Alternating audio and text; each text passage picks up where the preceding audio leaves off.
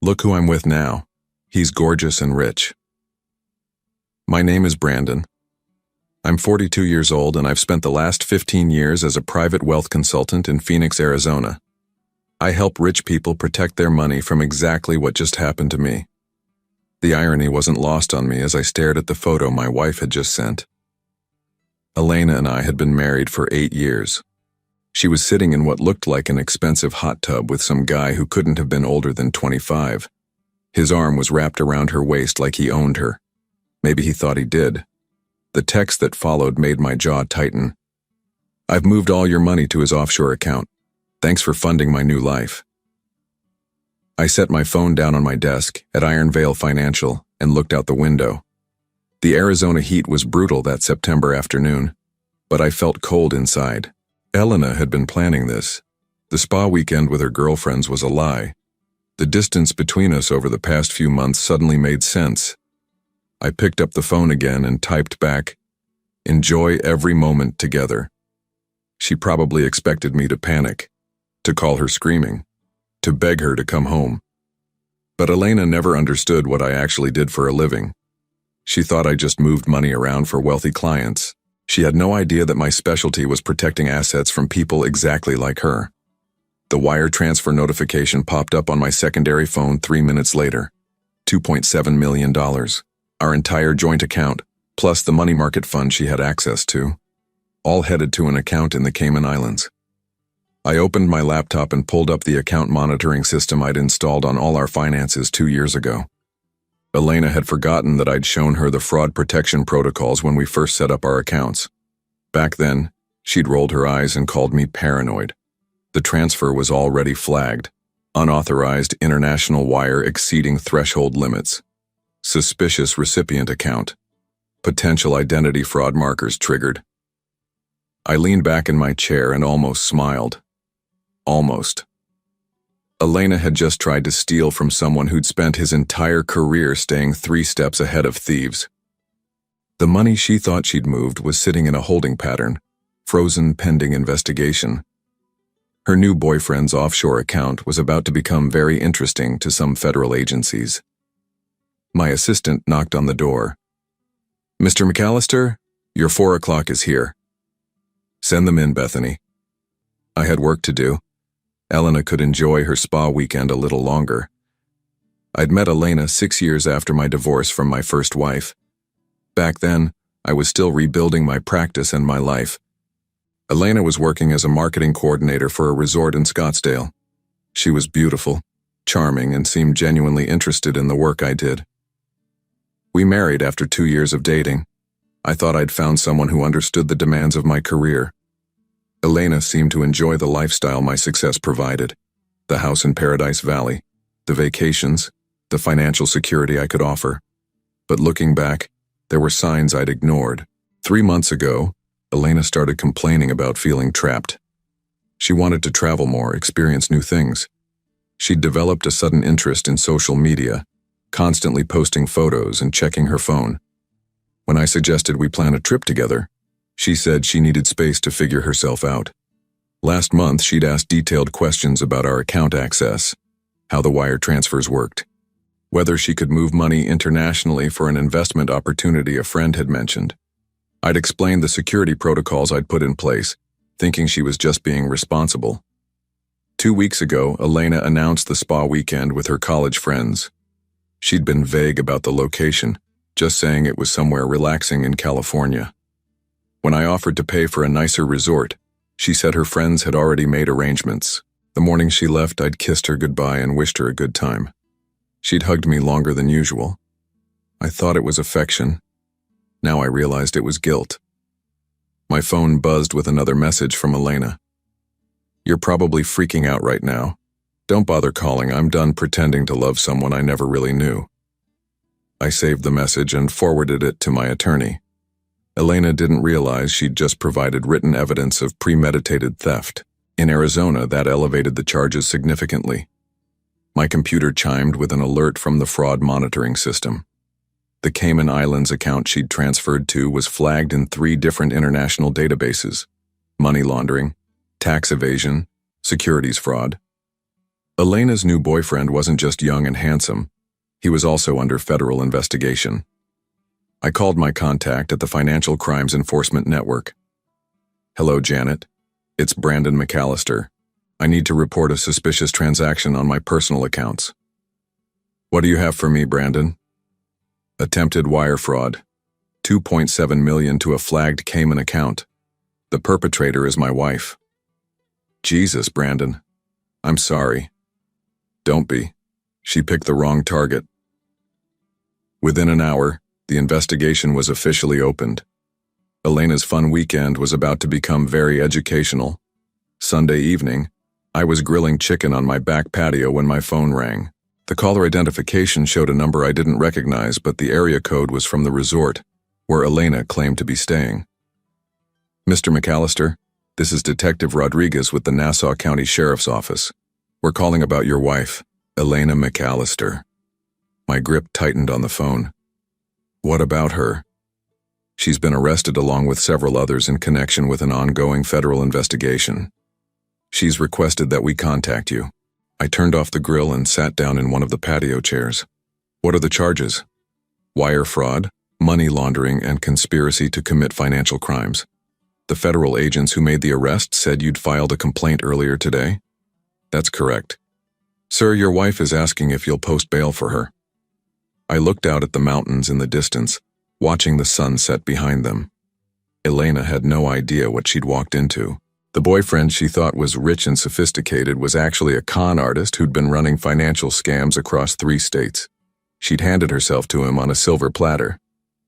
"Mr. McAllister, are you there? I'm here. Tell my wife that her bail is her new boyfriend's responsibility now." After I hung up, I poured myself a glass of wine and sat on the patio as darkness fell. My phone buzzed constantly with texts from Elena. First angry, then desperate, then pleading. "Brandon, please, this is all a mistake. The money never moved. You have to help me. I'll come home. We can work this out." I didn't respond to any of them. The federal investigation Elena had stumbled into had been building for 18 months. Her boyfriend Tyler was part of a network that targeted wealthy women, convinced them to steal from their husbands, then disappeared with the funds. Elena thought she was being clever. She was actually being used. The money she'd tried to transfer was still sitting in our account, frozen but safe. The fake identification documents Tyler had provided her to open the Cayman account were forgeries. The romantic photos she'd sent me were being used as evidence of conspiracy. By Monday morning, the local news was running stories about the arrests. Elena's mugshot was on television by noon. My assistant brought me coffee and shook her head. "I'm sorry about all this, Mr. McAllister." "Don't be, Bethany." Elena made her choice. I'd spent years protecting other people's wealth from schemes exactly like this one. I never imagined I'd need to protect myself from my own wife. But when the moment came, every safeguard I'd built held firm. Elena had betrayed me, but she'd also revealed who she really was. That was almost a gift. Tuesday morning, Elena called from jail. I almost didn't answer, but curiosity got the better of me. "Brandon, you have to listen to me." Her voice was strained, desperate. "This whole thing is a setup. Tyler told me you'd moved the money to offshore accounts to avoid taxes. He said we were just reclaiming what was already mine." I leaned back in my office chair. "Elena, I've never moved any of our money offshore illegally. You know that. But Tyler showed me documents, bank statements. He said you were hiding assets from me. Did you ever think to ask me directly? He said you'd just deny it, that men like you always lie to protect yourselves."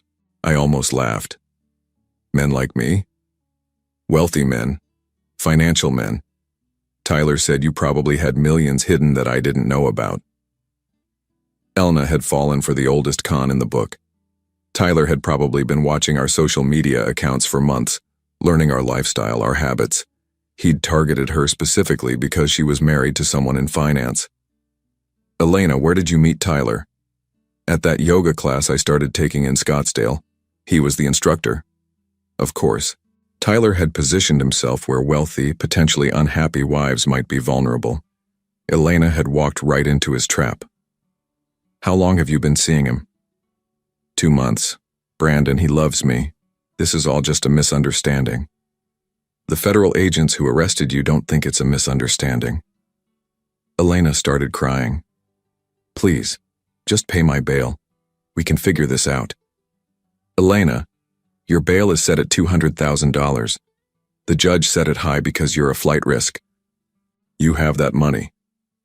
I do, but I'm not going to use it to bail out someone who tried to steal from me. I'm your wife. You were my wife. You ended that when you sent me those photos. The line went quiet, except for her sobbing. Elena, let me explain something to you. The account you tried to transfer money to belongs to a man who's been running the same scam for 3 years. He's taken over $4 million from women just like you. The federal government has been tracking him since last year. That's impossible. Tyler showed me his business, his investment portfolio. All fake. The documents he showed you about my supposed offshore accounts, also fake. You've been played. Elena's breathing became shallow. No, that can't be right. The FBI agent who questioned you yesterday, did she mention that Tyler had a girlfriend in Miami, another in Dallas, and one in Seattle? All married to wealthy men, all convinced their husbands were hiding money. Stop it. Elena, Tyler is 34 years old. His real name is Tyler Brennan. He's been arrested 6 times for fraud in 4 different states. The romantic photos you sent me? He sent identical ones to his other girlfriends. The phone went silent. Elena? This can't be happening.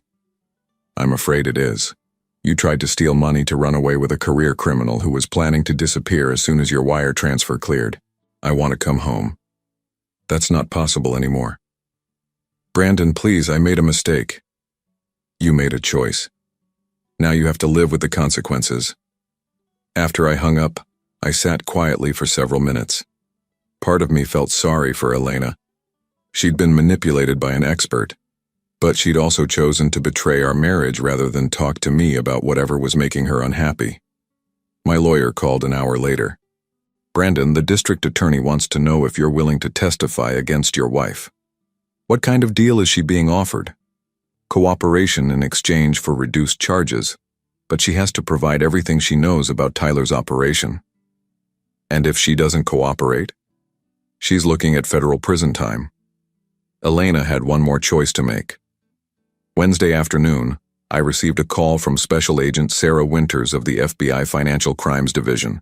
She wanted to meet at my office to discuss Elena's case and Tyler's broader operation. Agent Winters was a sharp woman in her 40s who understood financial crimes better than most attorneys I'd worked with.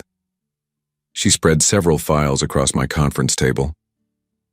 Mr. McAllister, your wife's case has given us a window into something much larger than we initially realized. How so? Tyler Brennan isn't working alone. He's part of an organized network that specifically targets wives of high-net-worth individuals. They've stolen over $12 million in the past 2 years.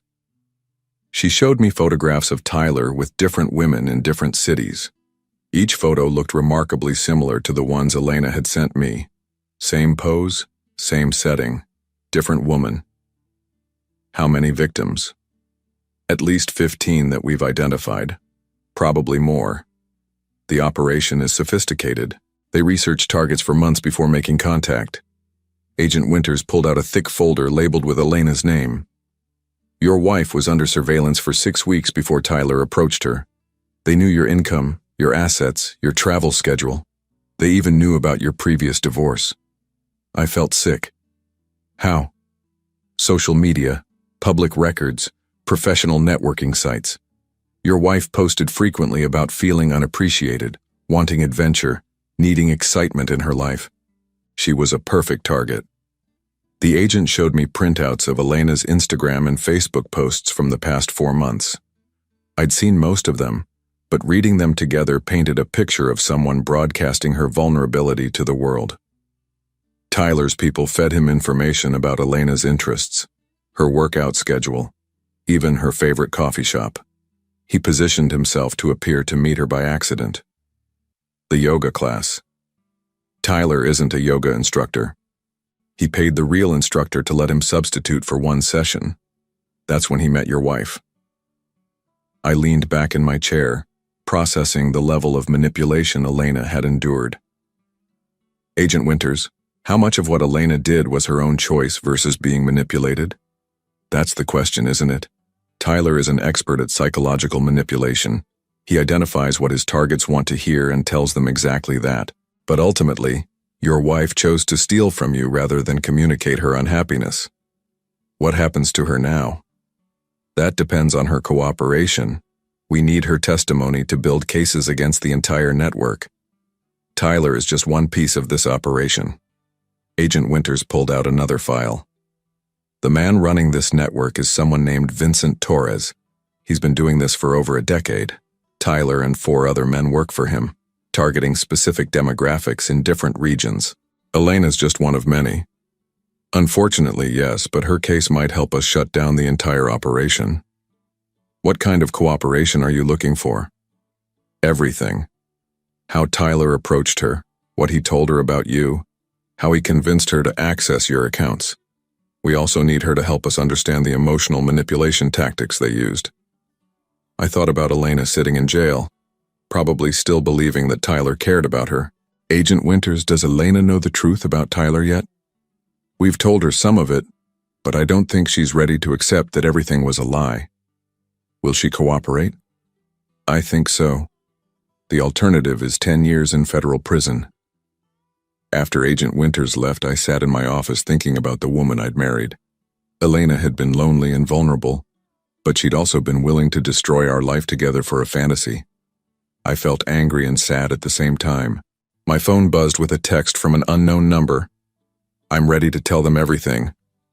Elena had made her choice. Thursday morning, I drove to the federal building downtown for Elena's debriefing session. Agent Winters had asked me to attend in case Elena had questions about our finances that might be relevant to the investigation. Elena looked terrible. She'd lost weight, and her usually perfect hair hung limp around her face. When she saw me, she started crying again. Brandon, I'm so sorry. They told me about the other women, about Vincent. I had no idea. I sat across from her at the metal table. Elena, just tell them what they need to know. Agent Winters activated a recording device. Elena, we need you to start from the beginning. When did Tyler first approach you? It was July 15th.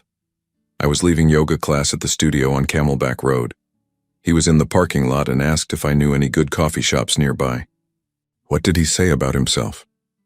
He said he was new to Phoenix, that he'd moved here from California to start a wellness consulting business. He seemed so genuine. Elena described weeks of careful manipulation. Tyler had gradually learned about our marriage, my career, and her growing dissatisfaction with our life together. He'd convinced her that I was probably hiding money from her, that most wealthy men did. He showed me articles about financial fraud, about men who hid assets from their wives during divorces. He said I should protect myself. When did he first suggest accessing your joint accounts? About 3 weeks ago. He said he had a contact who could help me move money somewhere safe, just temporarily, until I decided what I wanted to do about our marriage. I watched Elena tell her story and realized how completely Tyler had understood her psychology. Every doubt she'd had about our relationship, every insecurity about money and control, he'd amplified and exploited. Elena, Agent Winters continued, did Tyler ever mention Vincent Torres or any of the other women? Never. He said I was special, that he'd never met anyone like me. Did he ask you to recruit other women? Elena looked surprised. No. Why would he? Agent Winters exchanged glances with me. Elena, Vincent's operation usually asks successful targets to help identify their friends who might be in similar situations. Tyler never asked me to do anything like that. I realized what had happened. Elena's arrest had come too quickly. Tyler hadn't had time to move her into the recruitment phase of the operation. Agent Winters, I said, Tyler probably planned to disappear as soon as Elena's wire transfer cleared. She was a one-time target, not a long-term asset. Elena looked confused. What does that mean? It means Tyler was going to take our money and vanish. You would have been left with nothing. Elena put her face in her hands. God, I'm so stupid. The debriefing continued for 3 hours. Elena provided details about Tyler's apartment, his car, his supposed business contacts. All of it would help the FBI build their case against the larger operation. When it was over, Agent Winters walked us to the lobby. Elena, your cooperation today was very helpful. The prosecutor is willing to recommend a reduced sentence if you testify at trial. How reduced? 18 months instead of 8 years. With good behavior, you could be out in 12. Elena looked at me. Brandon, will you wait for me? I'd been dreading this question. Elena, our marriage is over. You'll have to rebuild your life without me. I understand. As I drove home, I felt relieved for the next chapter. Elena would face consequences, but she'd also get a chance to start over. That was more than Tyler's other victims had gotten. 6 months later, I sat in a federal courthouse watching Tyler Brennan get sentenced to 15 years in prison. Elena's testimony had been crucial in exposing the full scope of Vincent Torres's operation. The prosecutor had presented evidence of $12 million stolen from 17 different families. Tyler had personally been responsible for Elena and 3 other victims. His conviction was the first domino in bringing down the entire network. Judge Harrison looked directly at Tyler as she delivered the sentence. Mr. Brennan, you systematically destroyed marriages and families for financial gain. You showed no remorse and no regard for the psychological damage you inflicted on your victims. Tyler stood expressionless as the bailiff led him away in handcuffs. He'd maintained his innocence throughout the trial, claiming the women had voluntarily given him access to their money. Elena had testified for 2 days. She'd been composed and honest about her own choices while clearly explaining Tyler's manipulation tactics. The jury had found her credible, which helped convict Tyler and 3 other members of the network. Vincent Torres had been arrested in Miami 3 weeks after Tyler's conviction. The FBI found evidence linking him to similar operations in 8 states. Elena received her sentence the following week, 14 months in federal prison, followed by 2 years of supervised probation. She'd also agreed to pay restitution, though the money she'd tried to steal had never actually left our accounts. I attended her sentencing hearing, sitting in the back of the courtroom. When it was over, Elena approached me in the hallway. Brandon, thank you for not giving up on the investigation. I know you could have let me take the full sentence. Elena, I wanted justice, not revenge. I start serving next month. I've been thinking about what I want to do when I get out. What's that? Help other women recognize these kinds of scams. Maybe work with the FBI on prevention programs. I nodded. That sounds like a good use of your experience. We shook hands in the courthouse hallway. It was the last time I saw Elena as my wife. 2 years later, I was reviewing quarterly reports for Iron Vale Financial when Bethany knocked on my office door. Mr. McAllister, there's someone here to see you. She says she's an old client. I looked up to see a woman I didn't immediately recognize. Then I realized it was Elena. She looked healthy, confident, and completely different from the broken person I'd last seen in federal court. Hello, Brandon. I hope you don't mind me stopping by. Elena, how are you? Good, really good. I wanted to thank you. For what? For letting me face the consequences of my choices. I spent a lot of time in prison thinking about who I was and who I wanted to become. Elena had served 11 months and been released early for good behavior. She'd spent the past year working with the FBI's Financial Crimes Division, helping develop educational programs for potential fraud victims. I'm getting remarried next month, she said, to someone I met in my therapy group, someone who understands recovery and second chances. I'm glad you found happiness. Brandon, I need you to know that what I did to you wasn't about money or Tyler or anything he told me. I was unhappy with myself and I blamed you for it. That was wrong. Elena, we both made mistakes in our marriage. No, this one was all mine. After she left, I sat quietly for a while thinking about forgiveness and fresh starts. Elena had lost everything, our marriage, her freedom, her old life. But she'd found something more valuable. She'd found herself. I'd built my career protecting people from financial predators. I never expected to protect myself from my own wife. But when the moment came, everything held together. Sometimes the greatest betrayals lead to the clearest truths.